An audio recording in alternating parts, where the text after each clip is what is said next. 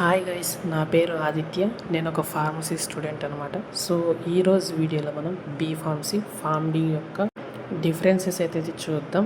So మీరు కూడా నా ఛానల్కి ఫస్ట్ టైం వచ్చినట్టయితే please subscribe to my channel అనమాట. ఈ ఛానల్లో మనం ఫార్మసీ రిలేటెడ్ క్వశ్చన్స్ కానీ నోట్సెస్ కానీ కెరీర్ గైడెన్స్ కానీ అయితే ఇస్తుంటాం. సో ఫస్ట్ వచ్చేసి బీఫామ్ అనమాట. సో బీఫామ్ అంటే బ్యాచిలర్ ఆఫ్ ఫార్మసీ. ఇది ఒక 4 years డిగ్రీ కోర్స్ అనమాట.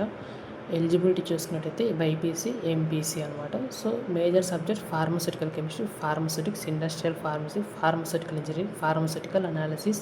So job opportunities quality assurance, quality control, regulatory affairs, medical representative, manufacturing.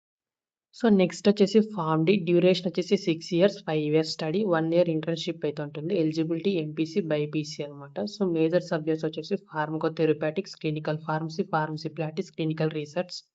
అలాగే జాబ్ ఆపర్చునిటీ వచ్చి clinical pharmacist, pharmacovigilance, CRA, CRC, medical writing అయితే ఉంటాయి అనమాట. So B pharmacy or pharm D అని choose చేసుకోవడం ఎలా? So B pharmacy choose చేసుకోవాలంటే మీకు ఫార్మసీ ఇంట్రెస్ట్ ఉన్నాయి, ఇండస్ట్రియల్ సైడ్ వెళ్ళాలి అని ఉన్న బీఫామ్ అయితే చూస్ చేసుకోండి. లేదు హాస్పిటల్స్లో రోల్స్ వర్క్ చేయాలి, పేషెంట్స్తో ఇంటరాక్షన్ ఉండాలి అనుకుంటే మీరు ఫార్మడ్ అయితే చూస్ చేసుకోండి.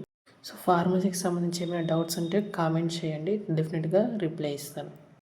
Thanks for watching.